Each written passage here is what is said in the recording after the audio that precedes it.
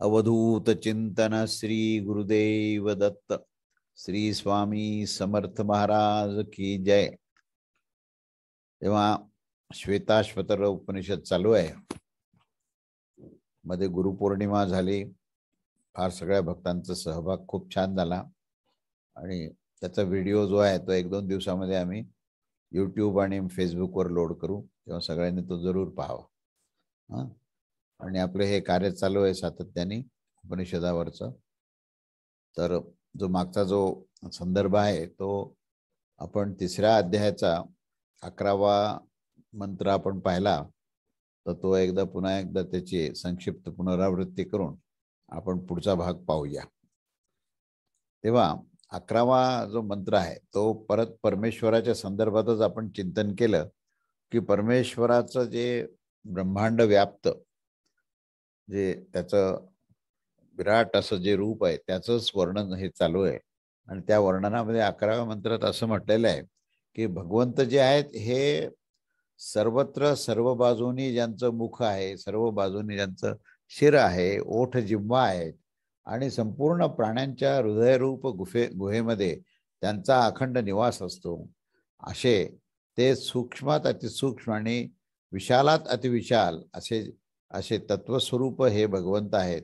आणि त्यामुळे ते सर्वव्याप्त भगवंत जे आहेत त्यांचं आपल्याला चिंतन करणे, त्यांची भक्ती करणे हाच त्याच्यावरचा सर्वात महत्त्वाचा संदेश आहे।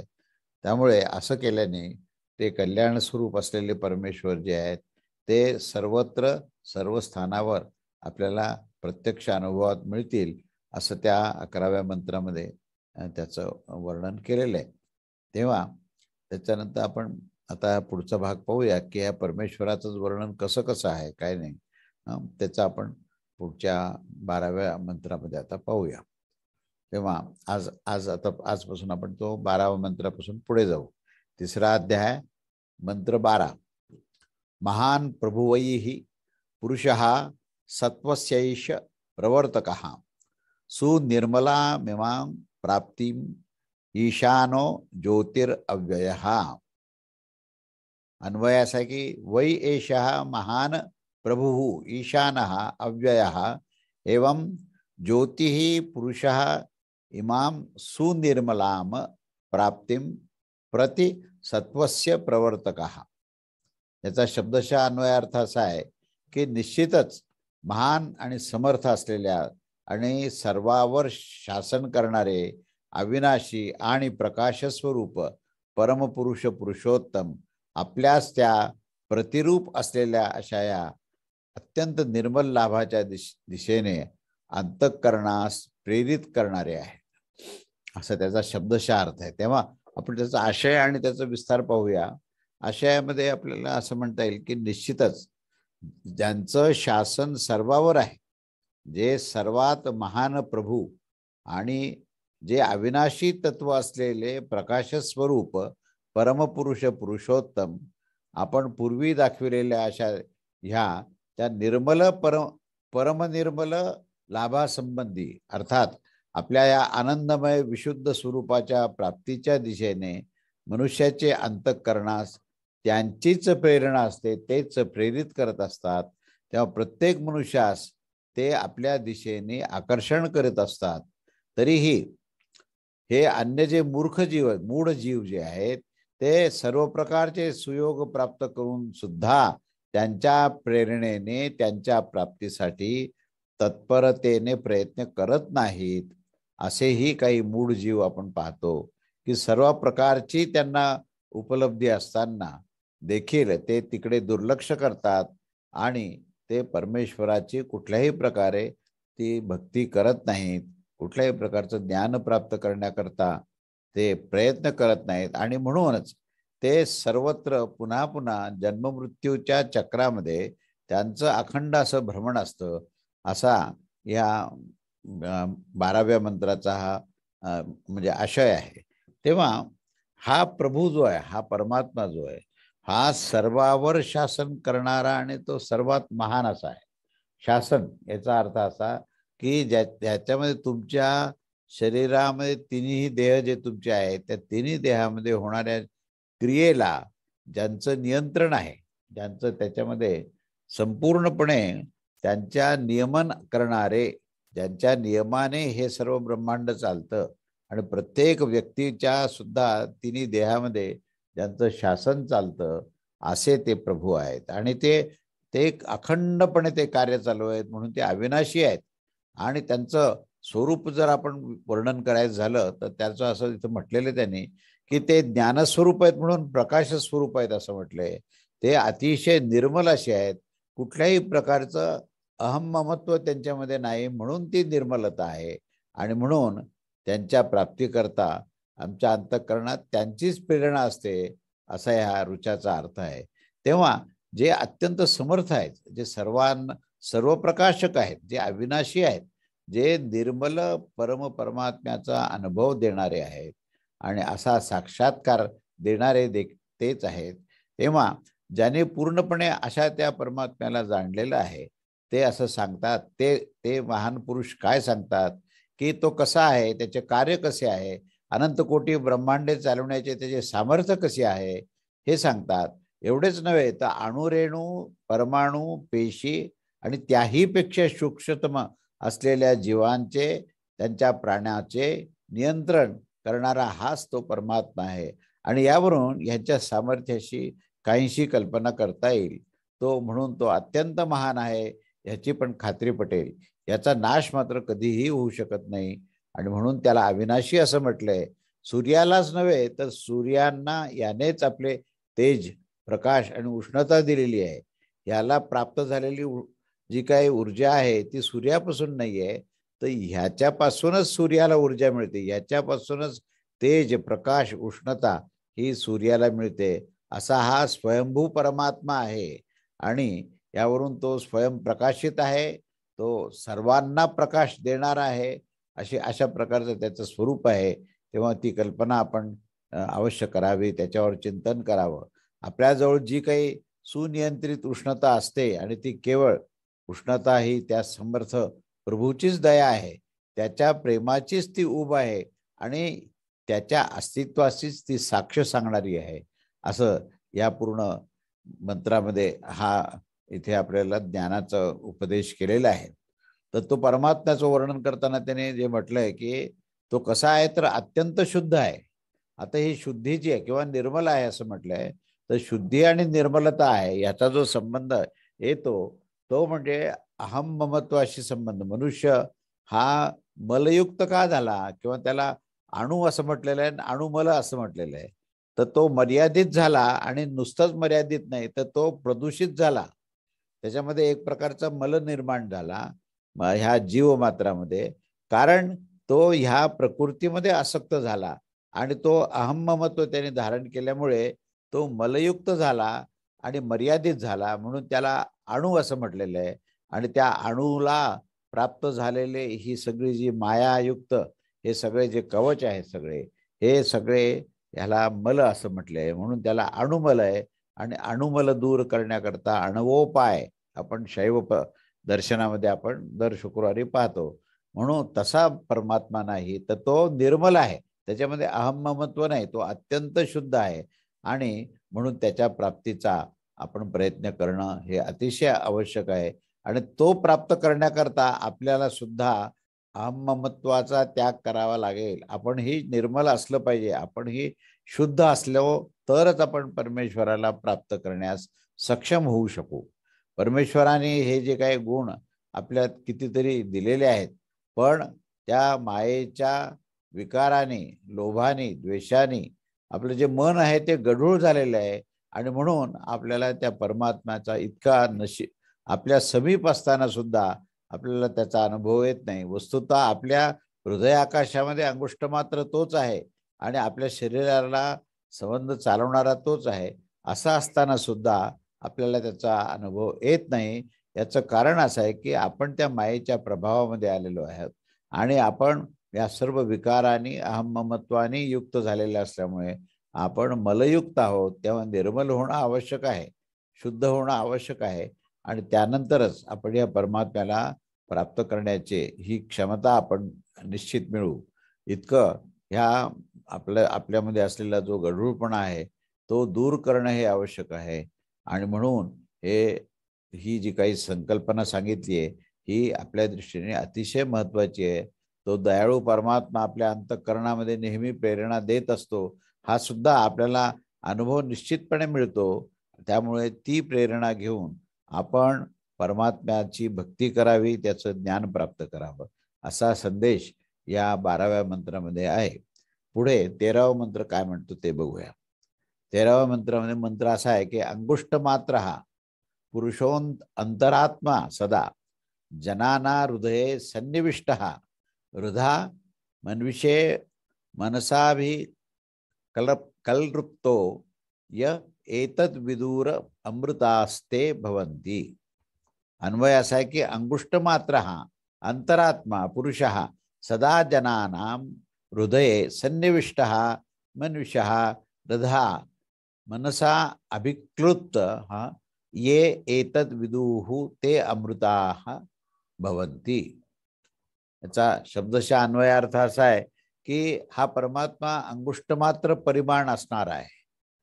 तो अंतर्यामी परमपुरुष पुरुषोत्तम सदैव मनुष्याच्या विशुद्ध हृदयामध्ये सम्यक प्रकाराने स्थित झालेला असतो आणि तो मनाचाही स्वामी आहे. आणि तो निर्मल हृदयामध्ये आणि विशुद्ध मनाच्या योगे ध्यानात आणल्या जाऊ शकतो. तोच प्रत्यक्ष होऊ शकतो. तेव्हा जो कोणी या परब्रह्म परमेश्वरास जाणून घेत असतो तो अमर होऊन जातो, असा याचा शब्दशः अर्थ आहे. तेव्हा आशय काय आहे आणि त्याचा विस्तार काय ते आपण पाहूया.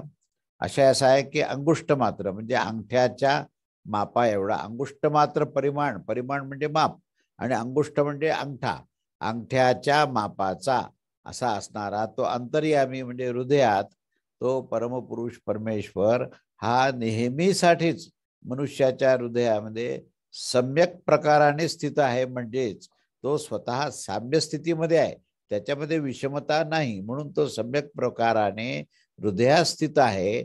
आणि तो स्वतःही शुद्ध आहे, तो हृदयालाही शुद्ध करत असतो. हृदयाचं कार्य काय आहे? रक्ताचं शुद्धीकरण करणे आणि अशुद्ध रक्त बाहेर पाठवणे. त्यावर शुद्ध रक्ताला पूर्ण शरीरामध्ये पसरवणे आणि अशुद्ध असलेलं जे रक्त आहे ते त्याचा त्याग करणे, अशा प्रकारची प्रक्रिया ही हृदयातून होत असते. हृदयाचं हेच काम आहे. परंतु असं जे हृदय आहे त्या हृदयामध्ये प्रत्यक्ष परब्रह्म परमात्मा बसल्यामुळेच हे कार्य होऊ शकतं. कारण तो निर्मल आहे आणि तो या प्रत्येक साधकाला आणि सिद्ध पुरुषाचं हृदय तो शुद्ध करत असतो आणि तो त्या देहालाही शुद्ध करत असतो. एवढंच नाहीये तर तो आपल्या सूक्ष्म देहामध्ये असलेलं जे मन आहे त्या मनावरही त्याचं नियंत्रण आहे पूर्ण.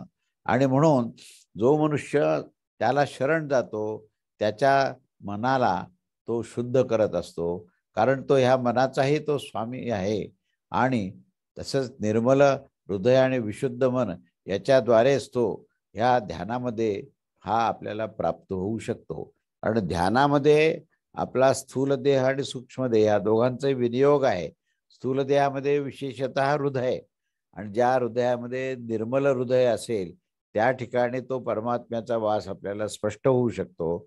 आणि जे मन विशुद्ध झालेलं आहे, अतिशय शुद्ध, कुठल्याच प्रकारचे त्यामध्ये विकार नाहीत, तर अशा प्रकारचं मन आणि असं हृदय जे आहे त्याच्या मदतीनेच आपल्याला ध्यान प्राप्त होतं.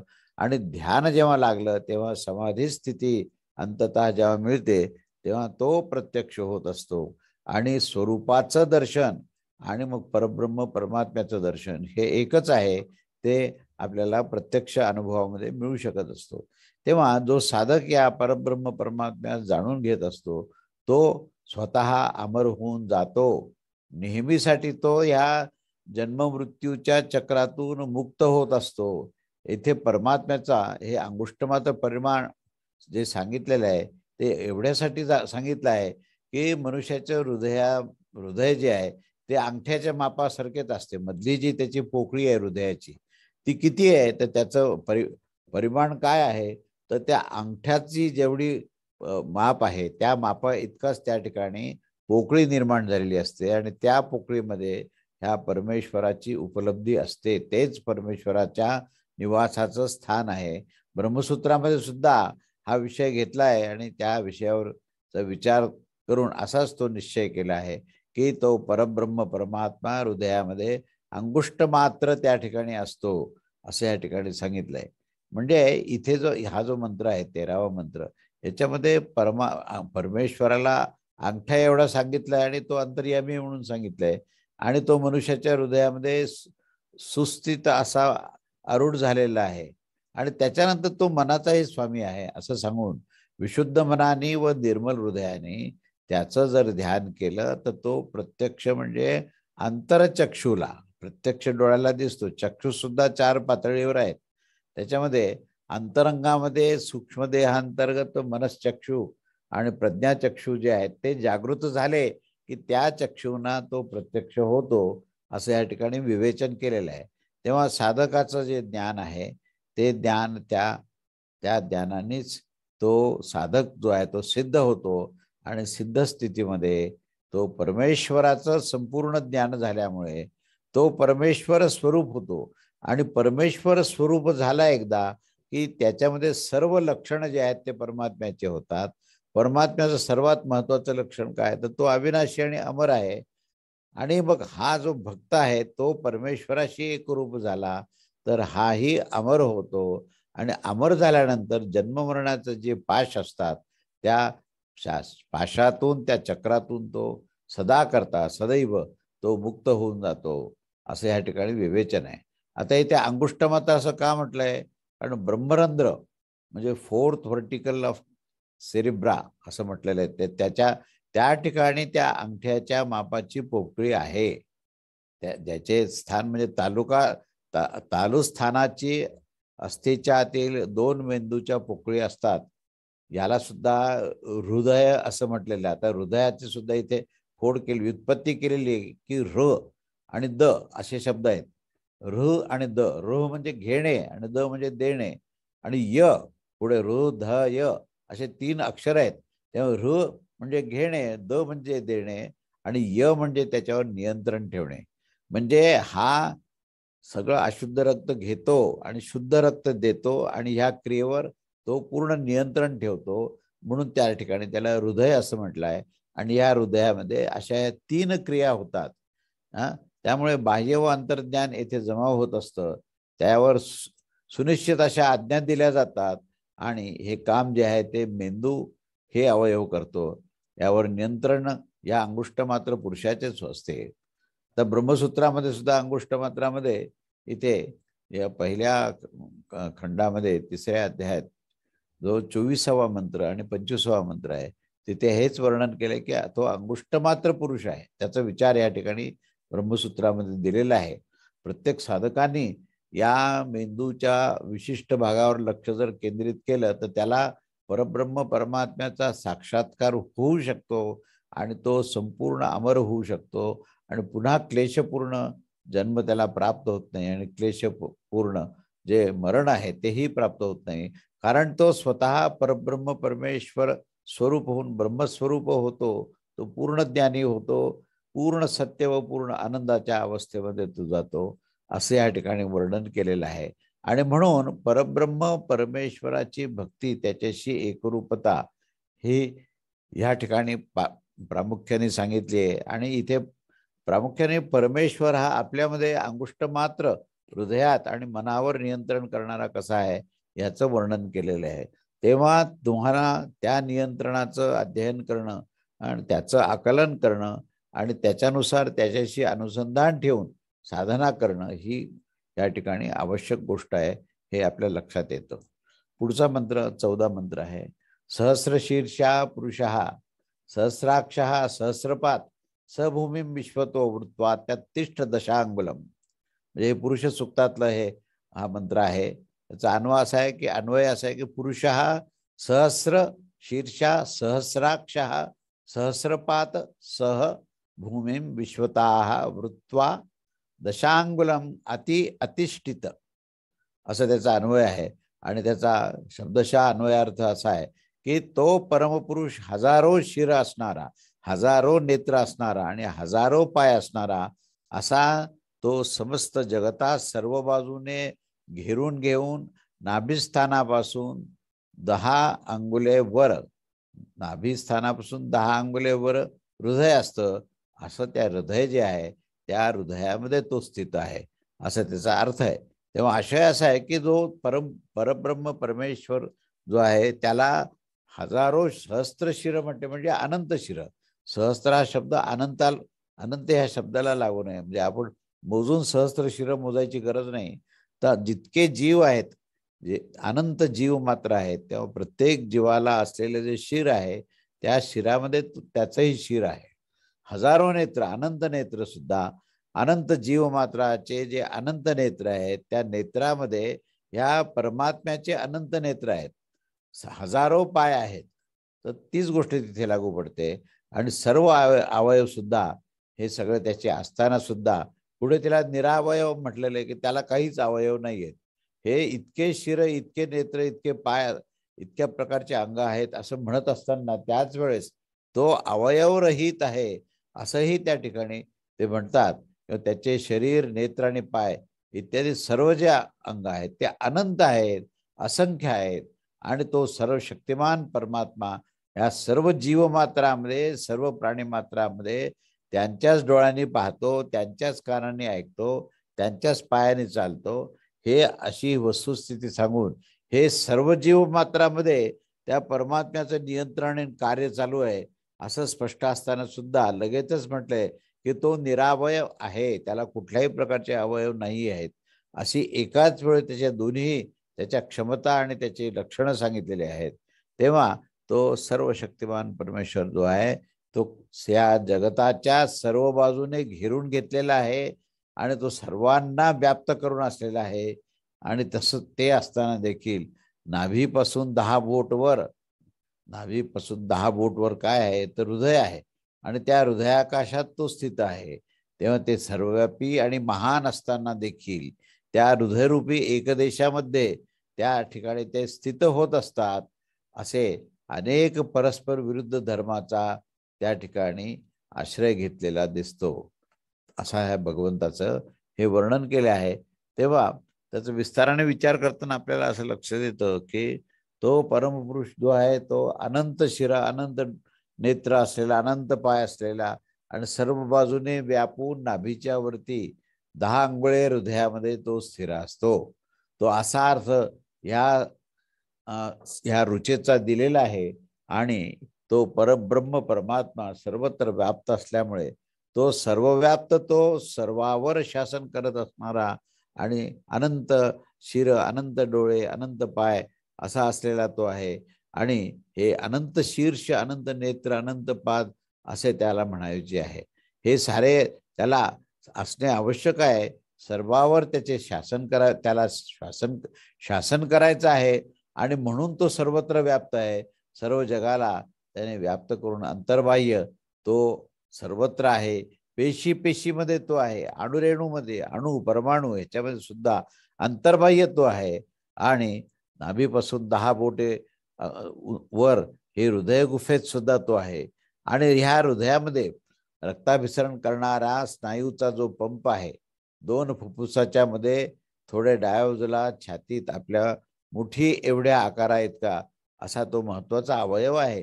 त्याच्या अपेक्स बीट ह्या अपेक्स बीट ह्या भागामध्ये अंतर्यामी एखाद्या लोण्याप्रमाणे त्याचा गोळा आणि त्याच्यामध्ये अगदी अंगठाच्या टोकाने थोडे दाबावे एवढाच खळगा आहे. आणि त्याच्या त्या अंतरावरण विशेष प्रकारचं असतं आणि त्या ठिकाणी जणू एक प्रकारचा गुंफाच त्या ठिकाणी असतो. म्हणजे त्या परमपुरुषाचे वास्तव्य हे त्या स्थानावर आहे असं त्या ठिकाणी सांगितलंय. तेव्हा हे सर्व जे सांगितलेलं आहे तिथे तो स्फुरण पावणारा आणि स्फुरण देणारा तो चैतन्यमय परब्रह्म परमेश्वर पुरुषोत्तम त्या हृदयामध्ये आहे. आणि हे स्फुरणच ते सर्व जीवनाचे हे सर्व वेळापत्रक चालवत असतं. हे स्फुरणच थांबले तर सर्व देह हे त्या आत्म्यास राहण्यास योग्य राहणार नाही असे समजून अनेक असे हे सूक्ष्मदेह आणि कारणे आणि त्याचा परिणाम, कला, आवड, सवयी, प्रगती इत्यादी घेऊन तो आत्मा निमिषार्ध हा देहत्याग करत असताना बाहेर पडतो आणि आपण सामान्य समजतो तो असणारा तो देह आहे, त्याचा पतन होतं, तो कालावश होतो.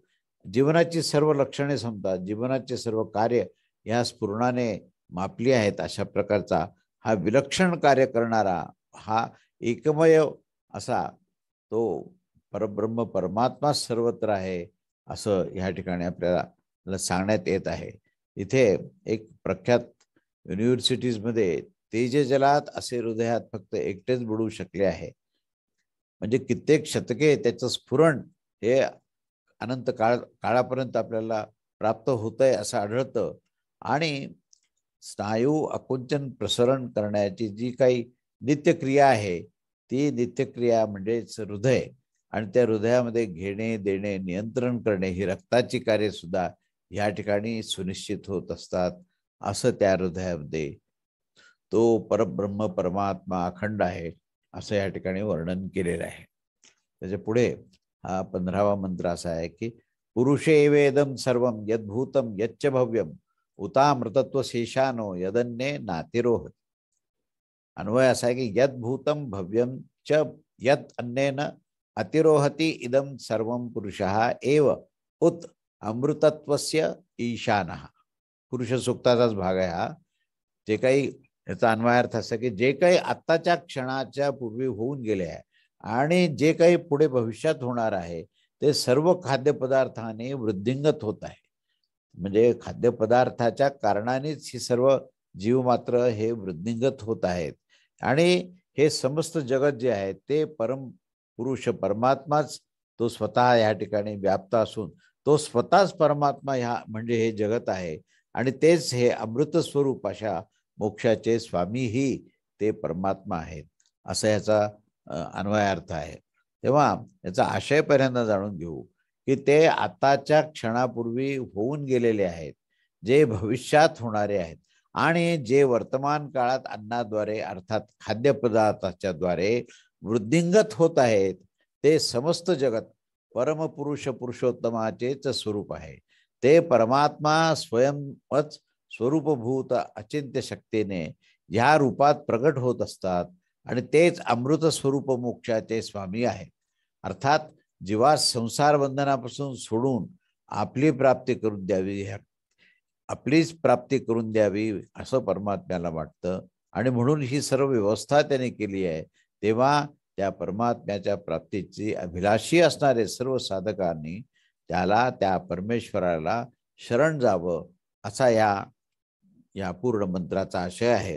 तेव्हा याचा विस्ताराने विचार जर केला तर आपल्याला असं दिसतं की हा पुरुष हा अनंत काळापासून आहे आणि अनंत काळापर्यंत राहणार आहे. म्हणून तो पूर्वी होता, भूतकाळातही होता, भविष्यातही असणार आहे. आणि अन्नामध्ये जो वाढतो तो सर्व जगताचा तो निर्माता आहे. म्हणजे या अन्न सुद्धा त्या परमात्म्यानेच ओतप्रोत आहे आणि ते अन्न ग्रहण केल्यानंतर तो सर्वांना वाढवणाराही तो परमात्माच आहे असं इथे वर्णन केलेलं आहे. तेव्हा हे जग जे आहे तेही तोच आहे व अमृत व मोक्षाचा स्वामीही तो परमात्माच आहे असा अर्थ ह्या रुचेचा आहे. त्यामुळे ज्यावेळी या ब्रह्मांडात काहीही नव्हते, चंद्र सूर्य तारका नव्हत्या, पृथ्वीपासून आकाशापर्यंत कुठलीही तत्वे नव्हते, कोणतीही वस्तू, ह्या जीव काहीच नव्हता, त्याच्या आधीही हा एकमेव अद्वितीय असा पुरुष स्वरूप होता व प्रलयानंतर देखील अनंत ब्रह्मांडे नष्ट झाली तरीही तो अखंड अविनाशी असेल असं या ठिकाणी वर्णन केलेलं आहे. तेव्हा हे वर्णन जे आहे हे वर्णन सुद्धा त्या परमात्म्याच्या तत्वरहस्याला अतिशय स्पष्ट करणार आहे. तो अनंत काळापर्यंत आहे आणि अनंत काळापर्यंत तो राहणार आहे हे आपल्याला समजणं ही खूप महत्त्वाची गोष्ट आहे. आणि तो जर तसा जर आपल्याला आकळला तरच आपल्याला त्याच्याबद्दल अतिशय प्रेम भक्ती ही निर्माण होऊ शकते. म्हणजे हे ज्ञान सुद्धा तुमच्या प्रेम आणि भक्ती निर्माण करण्याकरता अतिशय प्रेरक तत्व असं आहे. म्हणून या परमेश्वराचे सर्व लक्षणं समजून घ्या. या परमेश्वराच्या लक्षणाचा अध्ययन केल्यानंतरच तो कसा आहे, कसा असू शकेल ही कल्पना जी आहे ही कल्पना करत असतानाच तुम्हाला परमेश्वर स्वतः आपल्याकडे घेऊन येतो आणि तो म्हणतो की हे योग्य आहे, तू योग्यच विचार करत आहेस. आणि म्हणून तुझ्या या विचारसरणीने तू आता परब्रह्म परमात्म्यापाशी जाण्यास योग्य आहे, असं या ठिकाणी हे वर्णन केलेलं आहे. म्हणून इथे परमेश्वराचं स्वरूप समजणं ही अतिशय महत्वाची गोष्ट आहे. आता पुढचा मंत्र 16वा मंत्र काय म्हणतो आपण बघूया. सर्वतः पाणिपादम तत्सर्वतो अक्षी शिरोमुखम सर्वतः श्रुतिमल्लोके सर्वमावृत्य तिष्ठती. अन्वय असा आहे की तत्सर्वतः पाणिपादम सर्वतोक्षि शिरोमुखम सर्वतः श्रुतिमत लोके सर्वम आवृत्य तिष्ठती. तो अन्वयार्थ असा आहे की तो परमपुरुष परमात्मा हा सर्व स्थानावर हातपाय असणारा, सर्व स्थानावर नेत्र शिर आणि मुख असणारा, सर्व स्थानावर कान असणारा, तोच तो परमात्मा ब्रह्मांडामध्ये सर्व दिशेने व्याप्त करून स्थित होत असतो, असं त्या परमात्म्याचं वर्णन. सर्वत्र सर्वव्याप्त असून त्याचं जे काही म्हणजे विराट दृश्य आहे त्या दृश्याला आपण समजून घेण्याकरता हे सर्व सांगितलेलं आहे. तेव्हा या मंत्राचा आशय असा आहे की त्या परमात्म्याचे हात पाय नेत्र शिर आणि कान हे सर्वच्या सर्व त्या स्थानावर असतात. तो परमात्मा सर्व स्थानावर संपूर्ण शक्तीसहित आणि सर्व कार्य करण्यास अत्यंत समर्थ असा असतो. त्यानेच सर्व स्थानावर आपल्या भक्तांचे रक्षण करण्यासाठी आणि त्यांना आपल्याच दिशेने ओढण्यासाठी हात पुढे केलेला आहे. त्या परमात्म्याची भक्त त्यांना जिथे जिथे प्राप्त करण्याची इच्छा करतात तेथेच तो स्वतःला उपलब्ध होऊन जात असतो, असा तो परमात्मा आहे. तेव्हा तो परमात्मा सर्व स्थानावर सर्व जीवाद्वारे केल्या जाणाऱ्या सर्व कर्मास सतत पाहत असतो. त्याचे भक्त जेथे त्यांना प्रणाम करत असतात व तो परमात्मा सर्वत्र आणि सर्वव्याप्त असल्याने त्याचे चरण आणि शिर इत्यादी अंग त्याच्या ठिकाणी उपलब्ध होऊन आपल्या भक्ताची प्रार्थना ऐकण्यासाठी त्यांचे कान सर्वत्र उपलब्ध असतात आणि आपल्या भक्ताद्वारे अर्पण केलेल्या नैवेद्याचा स्वीकार करण्यासाठी त्याचे मुख देखील सर्वत्र आहे. त्याचे मुख सुद्धा सर्व स्थानावर आहे. तेव्हा तो परब्रह्म परमेश्वर या ब्रह्मांडात सर्वांना सर्व दिशेने घेरून घेणारा आहे आणि ह्या सर्व विधानावर विश्वास ठेवून मनुष्यास त्याची सेवा करण्यासाठी त्यांनी व्यस्त झाले पाहिजे सर्व.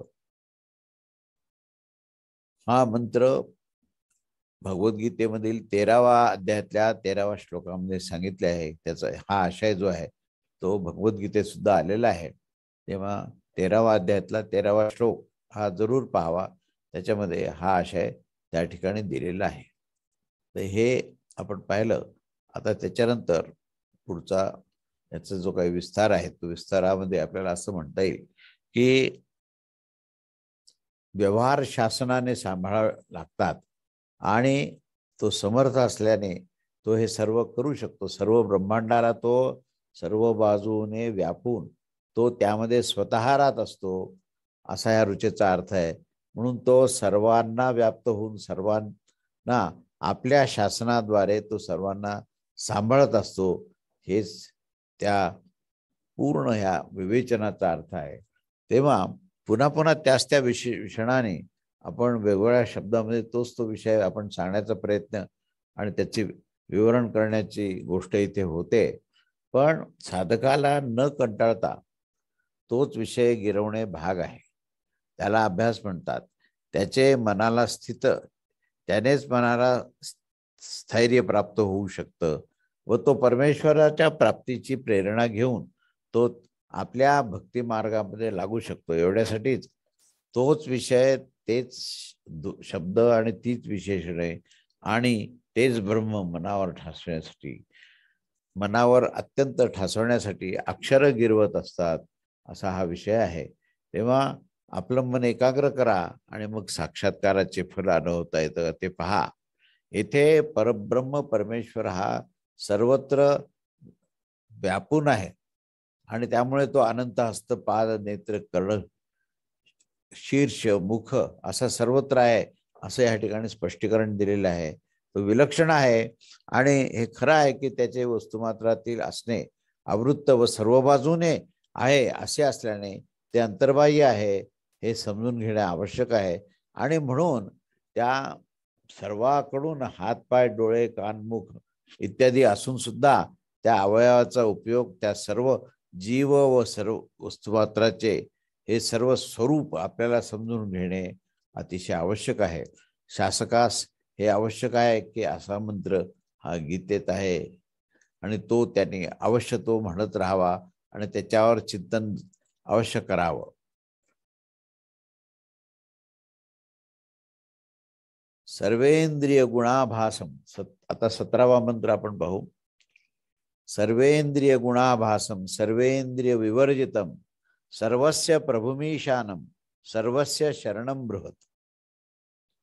अन्वय असा की सर्वेंद्रिय विवर्जितम सर्वेंद्रिय गुणाभासम सर्वस्य प्रभुम सर्वस्य ईशान बृहत शरणम. याचा अन्वय अर्थ असा आहे की जो परमपुरुष परमात्मा समस्त इंद्रियाने रहित झाल्यावर देखील समस्त इंद्रियाच्या विषयाला जाणणारा असतो आणि सर्वांचा तो स्वामी आणि सर्वांचा शासक असल्यामुळे तो सर्वांना मोठा आश्रय देत असतो.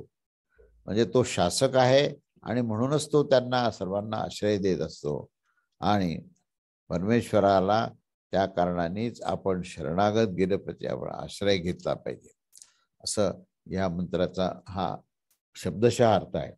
तेव्हा याचा आशय असा आहे की जो सर्वशक्तिमान परमपुरुष परमात्मा समस्त इंद्रियांच्या शिवायच म्हणजे देह आणि इंद्रिय इत्यादीच्या भेदाने शून्य झाल्यावर देखील समस्त इंद्रियाच्या विषयात जाणत असतो आणि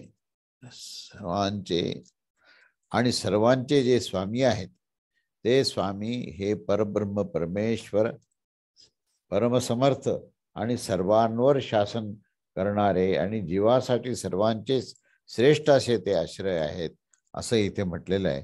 तेव्हा मनुष्यास सर्वतोभावाने त्यांनाच शरण गेले पाहिजे.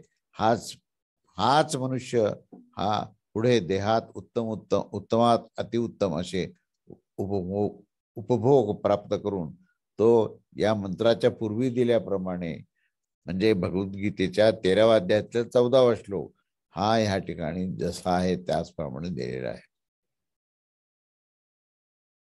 असा हा विषय या ठिकाणी आपण पाहिला आणि त्याचा विस्तार करताना असं आपल्याला म्हणता येईल की सर्व इंद्रिय विरहित आहे तो परमात्मा आणि असं असून सुद्धा म्हणजे इंद्रिय विरहित असताना सुद्धा तो इंद्रियाचे विषयाचं पूर्ण ज्ञान त्याला आहे, हे त्याचं वैशिष्ट्य आहे. तो सर्वांचा प्रभू आणि ईश्वर आहे आणि सर्वांनी त्यांना शरण जाण्या एवढा तो निश्चितच मोठा आहे असा ह्या ऋचेचा अर्थ आहे. इंद्रियाने ज्ञान प्राप्त होते असे विज्ञान सांगते, पण परब्रह्म परमात्म्यास इंद्रिय नाहीत आणि देहही नाहीत. मग त्याचा विलक्षण गुण मग हा त्याचा जो विलक्षण गुण आहे तर हे इंद्रिय नसताना तो ज्ञानस्वरूप आहे. साधारणपणे विज्ञानामध्ये असं सिद्धांत मांडला जातो की जे ज्ञान प्राप्त करायचं असेल तर ते इंद्रियजन्य आहे आणि इंद्रियजन्यच असावे असं सायन्स सांगतं. पण स्वतः परमेश्वर इंद्रिय विरहित आहे, त्याला कुठल्याही प्रकारचे इंद्रिय मनबुद्धी नाही आणि तरीही तो सर्वश्रेष्ठ ज्ञानी आहे, तो ज्ञानस्वरूप आहे असं वर्णन केलेलं आहे. आणि मागील मंत्रामध्ये हात पाय डोळे कान मुख सहस्त्र असे आहेत आणि अनंत असे आहेत असं म्हटलं आहे. पण सर्व ठिकाणी ते आहेत आणि असेच म्हटले आहे. तेव्हा इथे इंद्रिय नाही देह नाही असे म्हणणे इथे आपल्याला विपर्यास वाटत असते. असं जरी वाटत असले विपर्यास ह्या ठिकाणी आपल्याला वाटतो, पण विलक्षणपणे तो विरोधी गुण तोच आहे की जिथे इंद्रिय आणि देह यांची स्थिती विलक्षणपणे तो धारण करू शकतो. म्हणून एकमेव अद्वितीय असा असणारा तो परमात्मा हा असे हे देह निर्माण करू शकतो आणि म्हणून तोच स्वतः एकमेव अद्वितीय असा आहे आणि त्यामुळेच त्याला अनेक बाहू उदर वक्त नेत्र मुख शीर्ष असा आहे आणि तोच त्यामुळे अनेक बाहू अनेक उदर अनेक नेत्र अनेक शीर्ष असं धारण करणारा तोच आहे. आणि त्यामुळे या ठिकाणी तो इंद्रिय नाही असे एका बाजूला आहे आणि अनंत इंद्रिय आहेत असंही म्हटलेलं आहे. तेव्हा या सर्व विविध अंगाने त्याचा विचार केला असताना तो असा दिसतो आणि तो कसा असतो हा जर विचार करत गेलो तर कसा आहे म्हटलं तर निर्गुण निराकार इंद्रिय शून्य असलेला आहे. आणि तो कसा आहे आणि तो गरवडून येतात की कसे नेमकं त्याचं स्वरूप आहे हे समजणं हे अतिशय जटिल आणि कठीण आहे.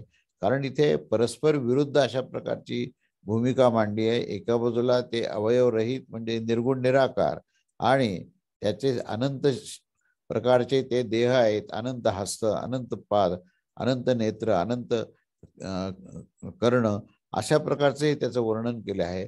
म्हणून त्याचं आकलन करणं हे अतिशय कठीण असं आहे. ते केवळ सद्गुरूच्या कृपेनेच हे ज्ञान परिपूर्णतेने प्राप्त होतं. आणि अनेक भक्तांनी ह्या विराट आणि विलक्षण अशा पुरुषाला हे आपलं सर्वस्व अर्पण करून अन्नाचा प्रसाद घेतला. अन्न नैवेद्य असा त्याने प्रसाद कसा घेतला असावा हा एक मोठा प्रश्न हा तिथे निर्माण होतो. असं हे संबंध वर्णन या 17व्या मंत्रामध्ये आपण केलेला आहे. त्याच्या पुढचा जो मंत्र 18वा मंत्र आहे तो आपण पुढच्या रविवारी बघूया. अवधूत चिंतन श्री गुरुदेव दत्त. श्री स्वामी समर्थ महाराज की जय.